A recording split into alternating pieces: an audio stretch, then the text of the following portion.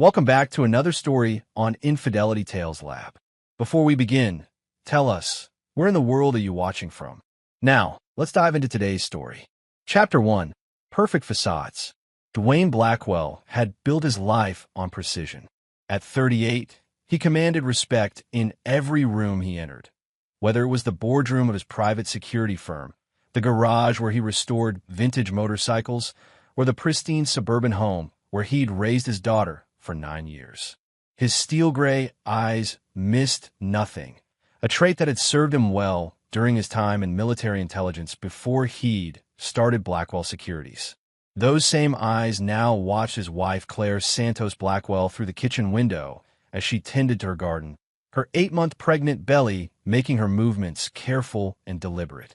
They'd met 12 years ago when she was a struggling art student and he was fresh out of the service, hungry to build something meaningful. She'd been everything he thought he wanted: beautiful, artistic, seemingly devoted to family. "Dad, can we go see Mom's paintings in the studio?" 9-year-old Emma Blackwell asked, tugging at his sleeve. Emma had inherited his observational skills and Claire's artistic eye, creating an unusually perceptive child who often noticed things adults missed. "Later, sweetheart. Your mother needs rest before the baby comes." Dwayne ruffled his daughter's dark hair, identical to his own. Emma was his pride, sharp, loyal, and unafraid to speak her mind. Claire had been acting strange lately, distant in ways that went beyond pregnancy. Phone calls that ended abruptly when he entered rooms, new friends she'd met at prenatal yoga, but never introduced him to, and an odd defensiveness about her art studio that she'd converted from the guest house 6 months ago. Dwayne's instincts, honed by years of investigating corporate espionage and personal betrayals for his clients, whispered warnings he'd chosen to ignore. The contractions started at 3 a.m. on a rain-soaked Tuesday. Claire's grip on his hand was fierce as they rushed to Mercy General. Emma's staying with his sister Merle Blackwell for the night. Labor was long and difficult, lasting nearly 18 hours.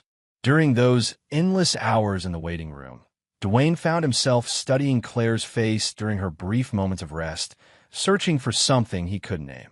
"It's a boy," Dr. Patricia Vance announced as she emerged from the delivery room, exhaustion evident in her voice. "Both mother and baby are healthy. You can see them shortly." Dwayne felt a strange mix of relief and anticipation. A son, someone to carry on the Blackwell name, to teach everything he knew about strength, loyalty, and never showing weakness to those who might exploit it. Chapter 2. The Innocent Eye. The next morning, Dwayne picked up Emma from Merle's house. His sister, a stern woman who'd never married and devoted herself to her career as a forensic accountant, studied his face with the same analytical intensity that ran in their family. "You look like hell, Dwayne. When's the last time you slept?" Merle handed him a cup of black coffee, strong enough to wake the dead. "Been at the hospital. Claire had the baby last night, a boy." He should have felt more joy saying those words, but something hollow echoed in his chest. Emma's face lit up with genuine excitement. "Can we go see him?" "And Mom, that's the plan. Get your things." The drive to Mercy General was filled with Emma's chatter about baby names and how she'd teach her little brother to draw. Dwayne found himself only half listening, his mind churning through fragments of suspicion he'd suppressed for months.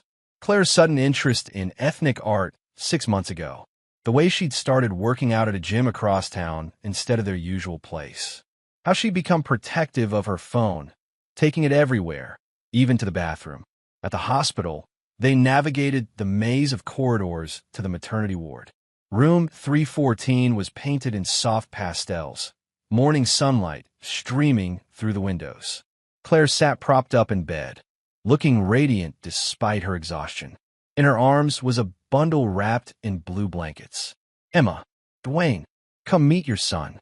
Claire's smile seemed forced, her eyes not quite meeting Dwayne's as they approached. Emma practically bounced on her toes as she looked at the baby. "He's so small. What are we going to name him?" "We'll figure that out," Dwayne said, extending his arms. "Can I hold him?" Claire hesitated for just a moment, but it was enough for Dwayne to notice. When she finally handed over the infant, Dwayne looked down at his supposed son for the first time. The baby had Claire's delicate features, but something was wrong. The skin tone was darker than either of his parents, and the facial structure was distinctly different. Most telling were the eyes.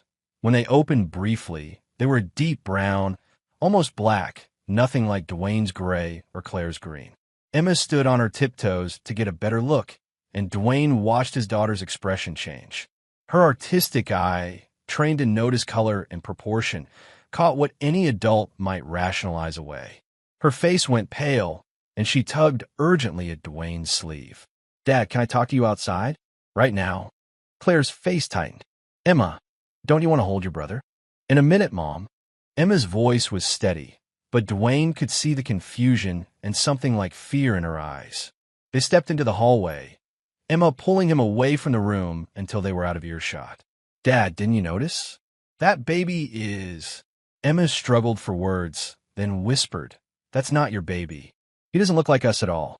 Dwayne felt the world tilt.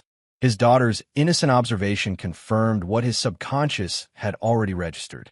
9 years old, and Emma had spotted what he'd been too emotionally invested to see immediately. "Are you sure, sweetheart?" "I'm positive. Remember when I drew that family portrait last month? I pay attention to faces, Dad. That baby, he looks like someone else."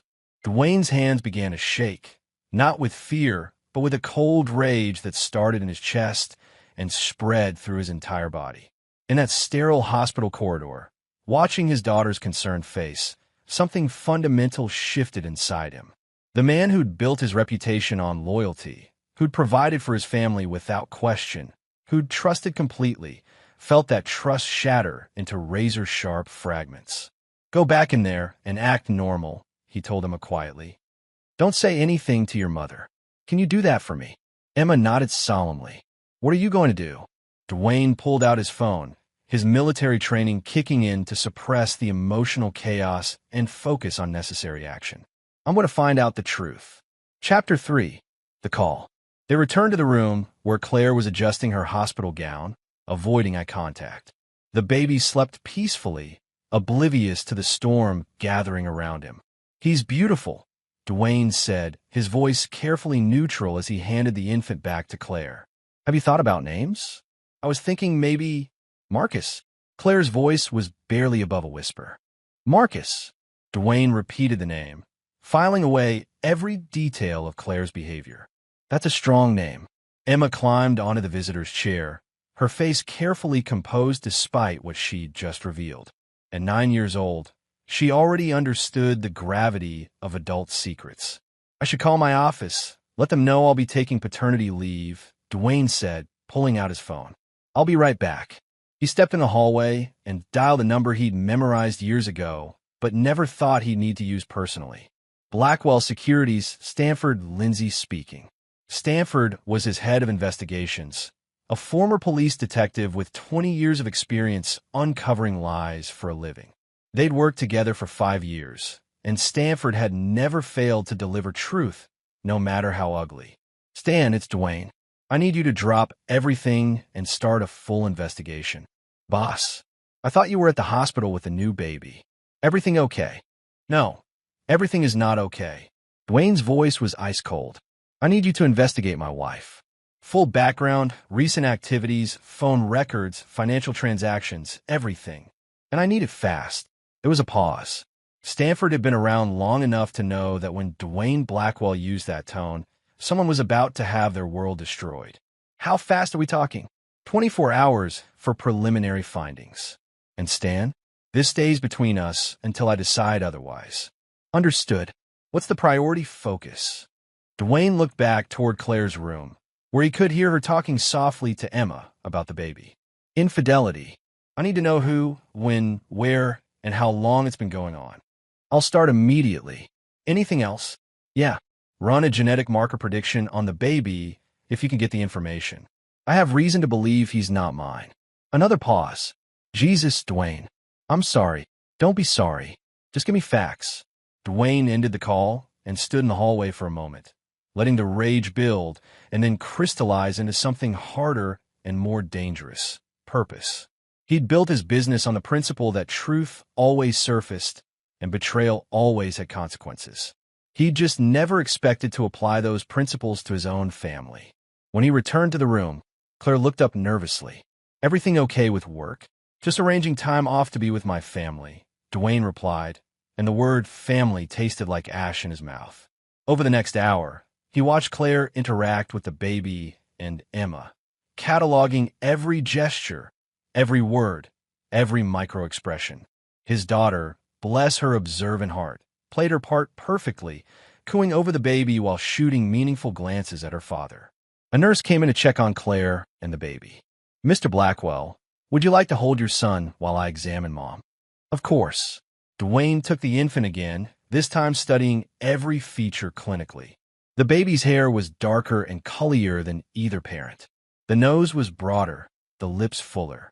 Even the way the baby's fingers curled was different from Emma's baby pictures.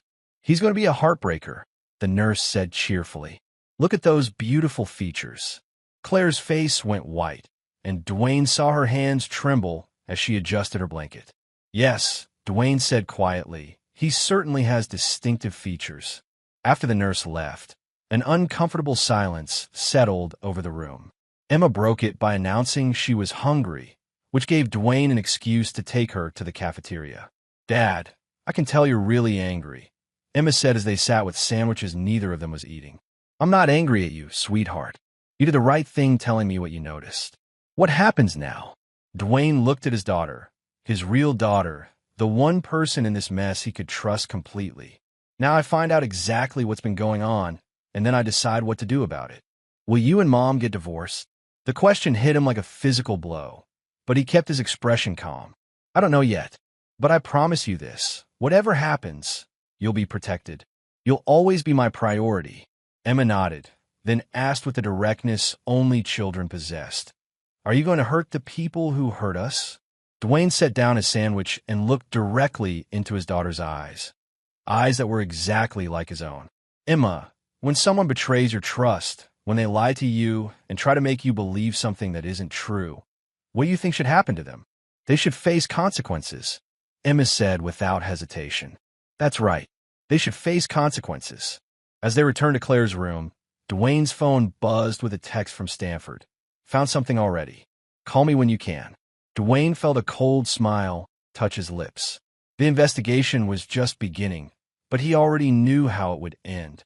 Claire had made the mistake of betraying a man who'd built his career on destroying people who thought they could lie and get away with it. She was about to learn that Dwayne Blackwell never forgave, and he never forgot. Chapter 4: Unraveling Threads. Dwayne left Claire and the baby at the hospital under the pretense of getting Emma settled and handling work emergencies.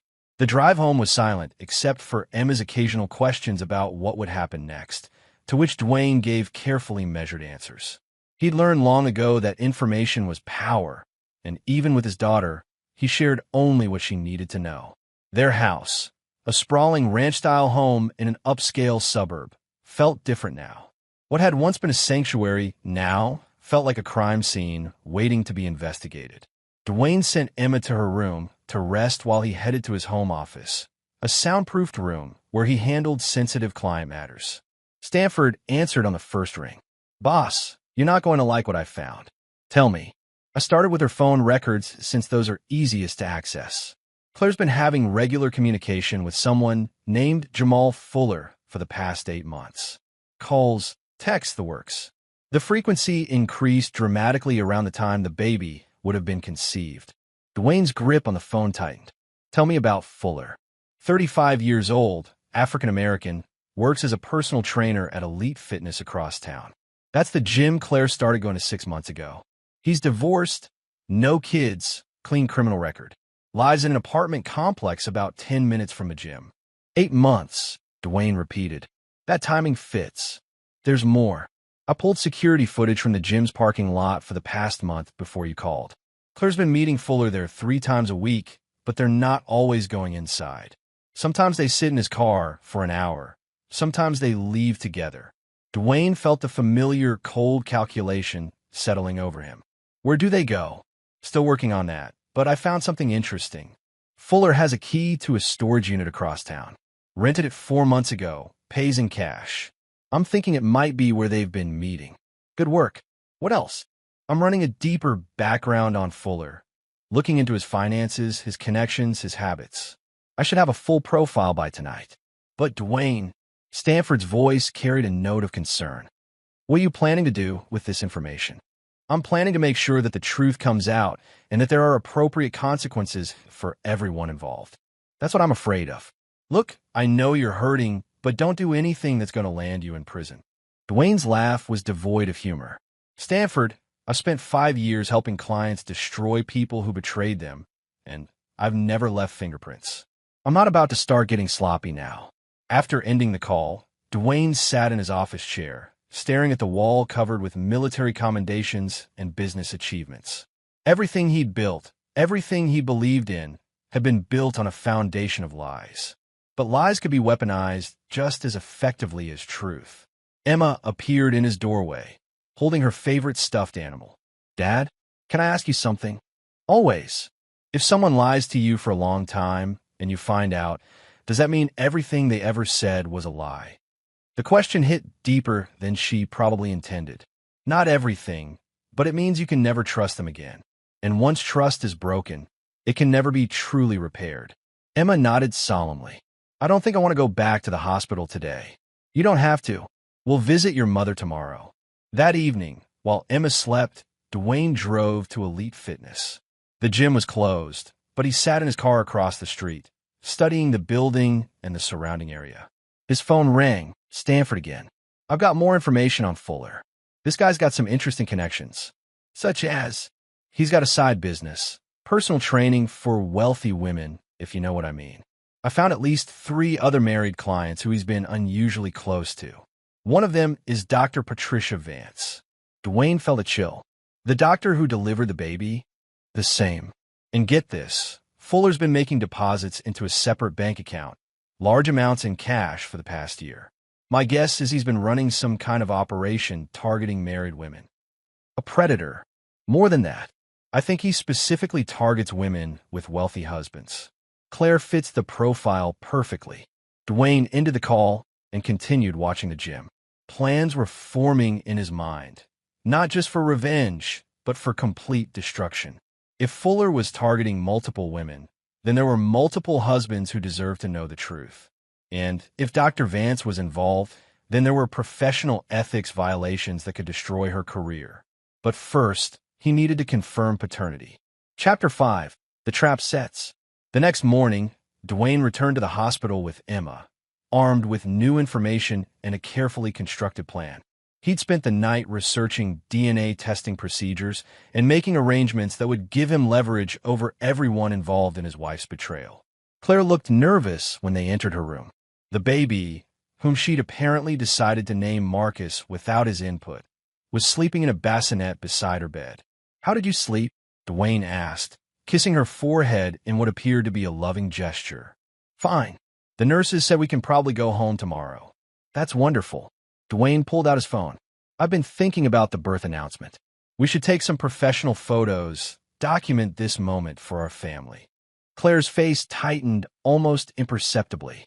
Maybe we should wait until we're home. I don't look my best right now. You look beautiful. Besides, I already called a photographer.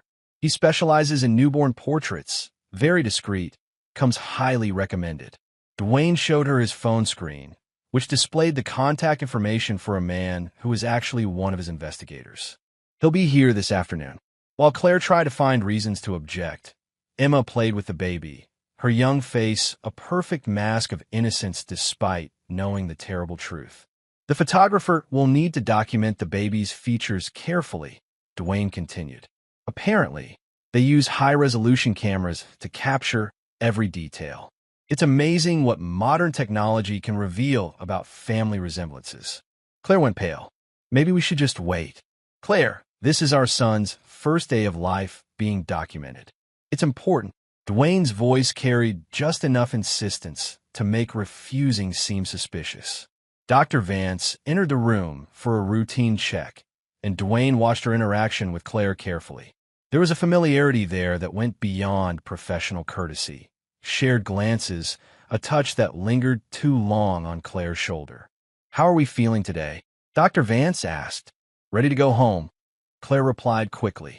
Well, everything looks good. We'll just need to complete the birth certificate paperwork and run a few final tests. Dr. Vance glanced at Dwayne. Mr. Blackwell, we'll need your signature on several documents. Of course. Actually, Doctor, I have a question about genetic testing. Is it standard procedure to run DNA verification for birth certificates? Dr. Vance's professional smile faltered slightly. That's not typically necessary unless there are specific medical concerns. I'm just thinking about family medical history, hereditary conditions, that sort of thing. I want to make sure we have complete records for Marcus's future healthcare needs. We can discuss that if you'd like, but it's not urgent. Dwayne nodded agreeably, but he noticed how Dr. Vance and Claire exchanged another glance. The doctor left quickly after that, and Claire remained silent for several minutes. Dwayne, she finally said, there's something I need to tell you. Emma looked up from the baby, her eyes wide. Dwayne felt his pulse quicken, but kept his expression neutral. What is it? Claire's mouth opened and closed several times before she found her voice. I haven't been completely honest about everything. About what? For a moment, it seemed like she might confess everything. But then her phone buzzed with a text message, and Dwayne saw her glance at it and make a decision. The pregnancy was harder than I let on. I didn't want you to worry. It was a lie, and they both knew it. But Dwayne simply nodded and squeezed her hand. You can tell me anything, Claire. You know that. That afternoon, the photographer arrived. Actually, Julius Suarez, one of Dwayne's most skilled investigators.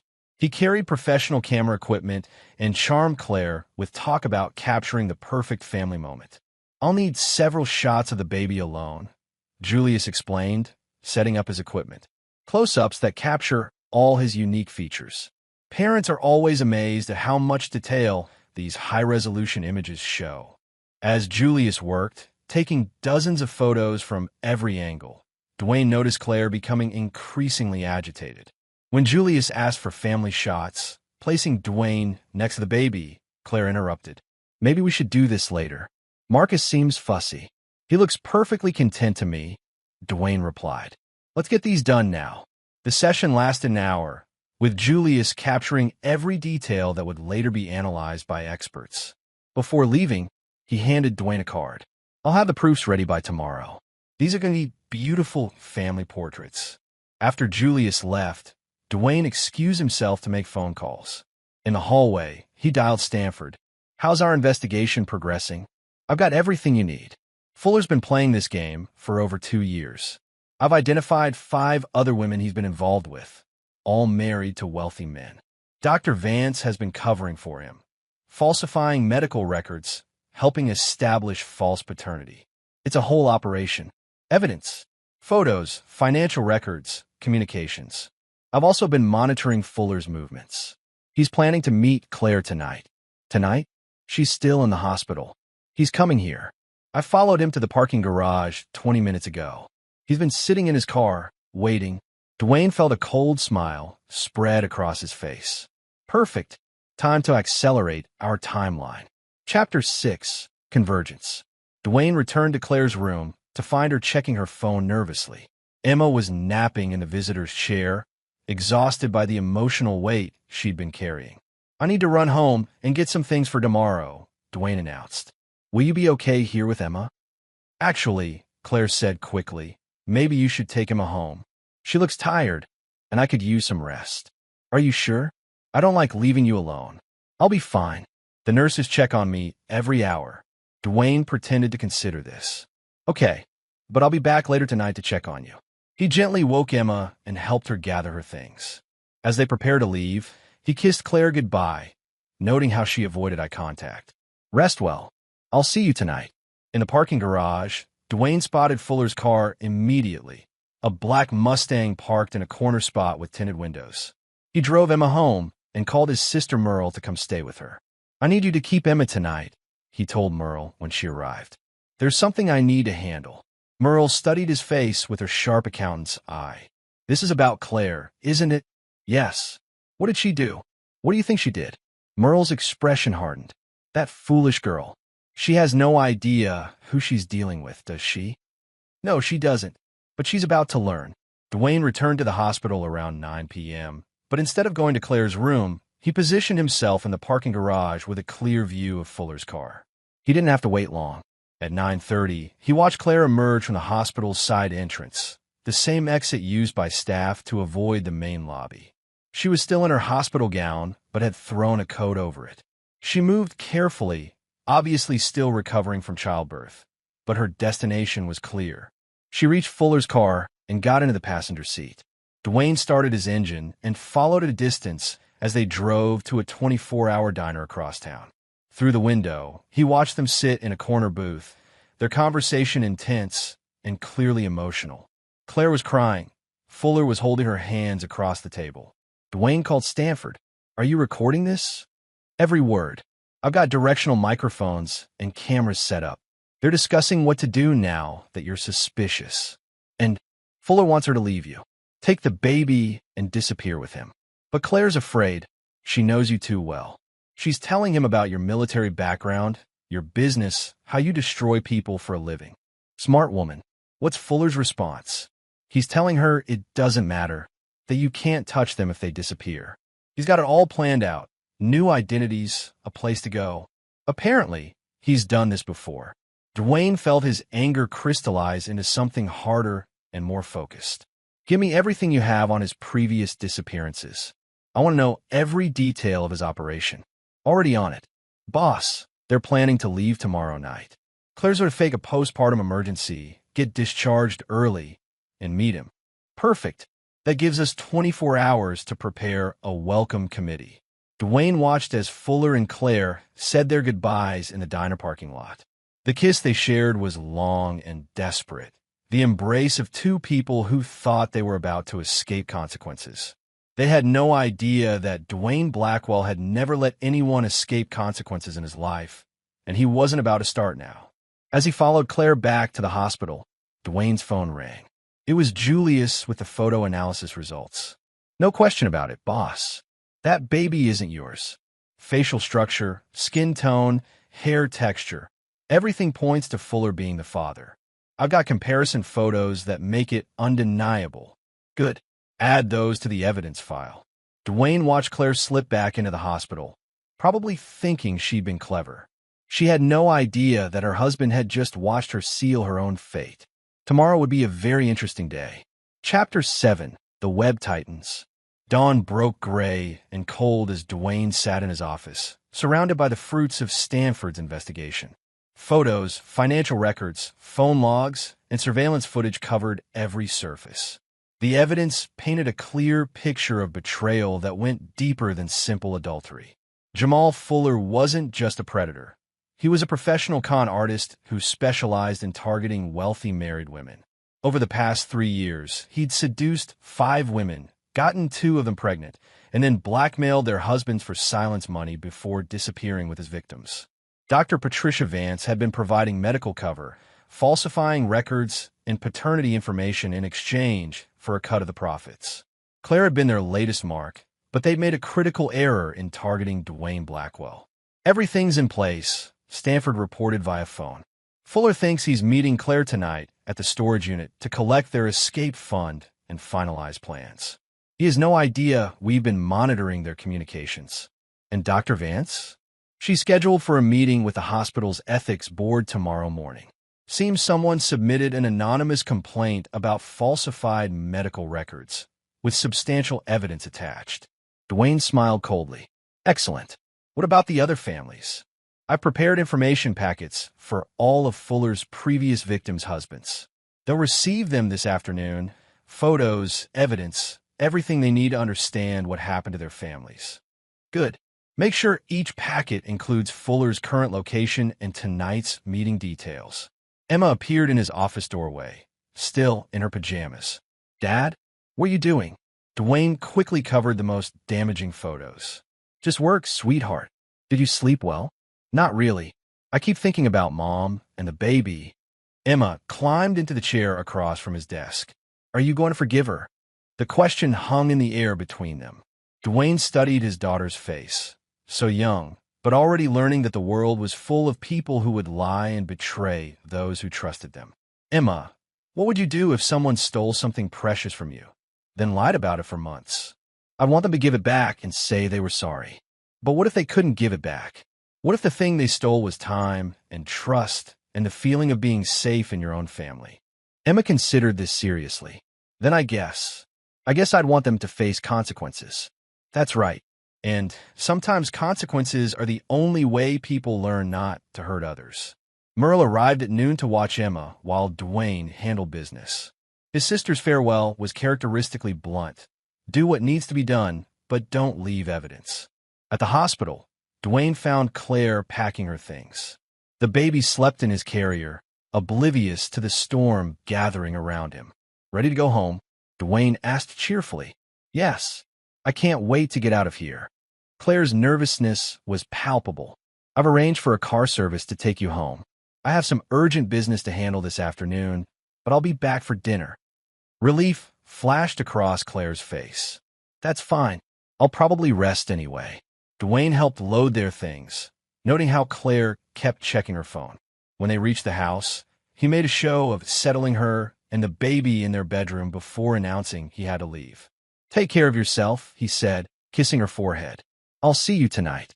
As soon as he left, Dwayne circled back and parked where he could watch the house. Within an hour, a taxi arrived. Claire emerged with a small bag and the baby, moving quickly despite her recent surgery. She was heading to the storage unit where Fuller waited, thinking they were about to start their new life together. They had no idea they were walking into a trap that had been months in the making. Chapter 8. The Hunters Become the Hunted. The storage facility was on the industrial side of town, a sprawling complex of metal buildings and narrow alleys that provided perfect cover for surveillance. Dwayne arrived first, positioning himself with a clear view of Unit 247 where Fuller had been meeting his victims. Stanford's voice crackled through his earpiece. Fuller's inside, waiting. I count 3 cars approaching from different directions. Looks like those other husbands got our message. Through his binoculars, Dwayne watched as a taxi pulled up to the storage unit. Claire got out, carrying the baby in a small bag. She looked around nervously before knocking on the metal door. Fuller opened it immediately, pulling her inside. Dwayne could see them through the partially opened door, embracing, talking rapidly, making final preparations for their escape. Phase 2, Dwayne said into his microphone. 3 cars converged on the storage facility. From the first emerged Marcus Cervantes, an oil executive whose wife had been Fuller's victim 8 months ago. From the second came Fritz Charles, a federal prosecutor whose marriage had imploded after Fuller's manipulation.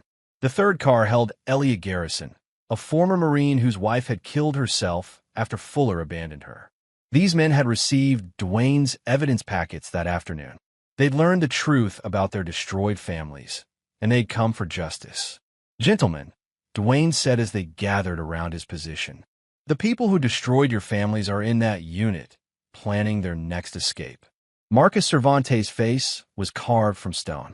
My wife died in a car accident after Fuller left her. She was trying to drive to see him when she crashed. My kids lost their mother because of that bastard. For Charles cracked his knuckles. Fuller cost me my marriage, my kids' respect, and nearly my career. I want 5 minutes alone with him. Elliot Garrison said nothing, but his hands were steady and his eyes were cold. The look of a man who'd killed enemies of his country and wouldn't hesitate to kill enemies of his family. There's a back in trance, Dwayne explained. Stanford's been monitoring their communications. They're planning to leave in 30 minutes. Once they come out, they're going to find that their car won't start. Stanford made sure of that. When they're stranded and panicked, that's when we move. What about the baby? Marcus asked. The baby's innocent in this. We protect him at all costs. But Fuller and my wife. Dwayne's voice trailed off. They've made their choices. 28 minutes later, Fuller and Claire emerged from the storage unit. Claire carried the baby while Fuller loaded bags into his car. When he turned the key, nothing happened. Dwayne watched through his binoculars as Fuller tried the engine repeatedly, growing more agitated. Claire stood beside the car, bouncing the baby and looking around nervously. Now, Dwayne said. The 4 men emerged from the shadows simultaneously, surrounding Fuller's car. Claire screamed when she saw them, clutching the baby tighter. Hello, Jamal, Dwayne said pleasantly. I think it's time we had a conversation. Fuller's face went through several emotions: confusion, recognition, fear. I don't know what you're talking about, man. You're just escaping with my wife and the child you fathered while lying to my family for 8 months, Dwayne interrupted. Along with the money you've stolen from these other gentlemen's families. Claire looked between the men, finally understanding the scope of what was happening. Dwayne, please, I can explain. No explanations needed, Claire. We've been watching you for days. We know everything. Fritz Charles stepped forward, his prosecutor's voice carrying legal authority. Jamal Fuller, you're under arrest for fraud, extortion, and conspiracy. And Dr. Patricia Vance is being arrested at this very moment for falsifying medical records. Fuller tried to run, but Elliot Garrison moved with military precision, taking him down in seconds. You cost good people their families, Elliot said quietly. Now you're going to pay for it. Chapter 9. Justice Served Cold. The abandoned warehouse on the outskirts of town had been Dwayne's backup location for sensitive client meetings. Soundproof, isolated, and completely off any official records. Now it served as a courtroom where real justice would be dispensed. Fuller sat zip-tied to a metal chair, his face swollen from Elliot's takedown. Claire sat nearby, holding the baby, her eyes wide with terror as she finally understood who her husband really was. Gentlemen, Dwayne addressed the other 3 husbands, we're here because the legal system failed us. Fuller would have gotten a few years in minimum security, and my wife would have gotten half my assets in divorce court. That's not justice. That's just bureaucracy. Marcus Cervantes paced like a caged animal. My wife died because of this bastard. My kids ask me every day why mommy had to go away. What am I supposed to tell them? You tell them, Dwayne replied, that the man who hurt their mother faced real consequences. Stanford had provided detailed financial records showing Fuller's operation. Over 3 years, he destroyed 7 families, stolen over $2 million in blackmail and settlements, and left a trail of broken homes and traumatized children. Claire, Dwayne said, turning to his wife, you've been very quiet. Don't you have anything to say? Claire's voice was barely a whisper. I never meant for this to happen. Jamal said he loved me, that we could have a life together. Shut up, Fuller snapped. Just shut up and don't say anything else. Dwayne smiled coldly. Actually, Jamal, I think Claire should tell us everything.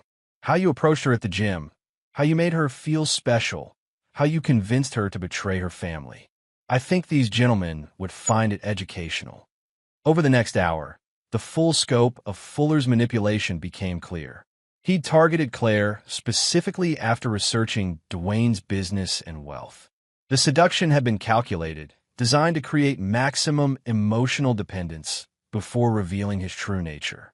The beautiful part, Fuller had bragged to Claire during one of their recorded conversations, is that by the time they figure out, we're gone and they're left dealing with the mess. But Fuller had miscalculated. He'd never encountered a man like Dwayne Blackwell. Here's what's going to happen, Dwayne announced. Fuller, you're going to sign a full confession detailing your operation, naming Dr. Vance as your accomplice, and providing bank account information for all the money you've stolen. That money is going to be returned to the families you've destroyed. And if I refuse? Dwayne nodded to Elliot, who had been maintaining his military bearing throughout the proceedings. Elliot here served 3 tours in Afghanistan. He's an expert in interrogation techniques that leave no permanent marks. How long do you think you'll last before you're begging to sign? Fuller's bravado crumbled. What about witness protection? I've got information on other operations. No deals, Fritz Charles interrupted. You're going to prison for a very long time, and we're going to make sure every inmate knows exactly what you did to families like theirs. As Fuller signed his confession, Dwayne turned to Claire. And you, my dear wife, what do you think your consequences should be? Claire was crying now, clutching the baby.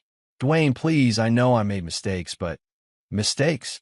Dwayne's voice was deadly quiet. You destroyed our marriage, lied to my daughter, and tried to pass another man's child off as mine. Those aren't mistakes.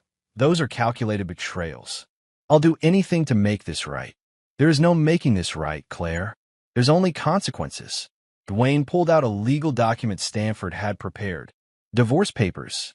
You're going to sign them, relinquishing all claims to marital assets, agreeing to supervise visitation with Emma only, and acknowledging that the child you're holding is not mine and therefore not entitled to any support from me. I'll have nothing. You'll have what you deserve, Marcus Cervantes said harshly, which is exactly nothing. Claire signed with shaking hands, her dreams of escape and new love crumbling around her. As dawn broke over the warehouse, Stanford arrived with two federal marshals, friends from his police days who specialized in making certain types of problems disappear permanently. Jamal Fuller, one of them, announced, "You're under arrest for interstate fraud, racketeering, and conspiracy. The FBI has been very interested in your operation." As they led Fuller away, he looked back at Claire with pure hatred. "This isn't over, Blackwell." Dwayne's smile was colder than winter. "Yes, it is." 6 months later, Dwayne sat at his office reviewing the final reports on the Fuller case. Dr. Vance had lost her medical license and received a 5-year sentence for falsifying records. Fuller had been convicted on 17 counts and would spend the next 25 years in federal prison. The money he'd stolen had been recovered and returned to his victims. Emma knocked on his office door, now 10 years old and remarkably resilient after months of counseling and honest conversations about adult failures and consequences. "Dad, I finished my homework. Can we work on the motorcycle now?" "Absolutely." They'd been restoring a 1967 Harley together, a project that gave them time to talk through everything that had happened. Emma had handled the truth better than most adults would have. But then again, she was a Blackwell. "Dad," Emma said as they worked on the engine, "do you ever miss Mom?" Dwayne considered the question carefully. "I miss the person I thought she was. But that person never really existed. Will you ever get married again?" "Maybe someday.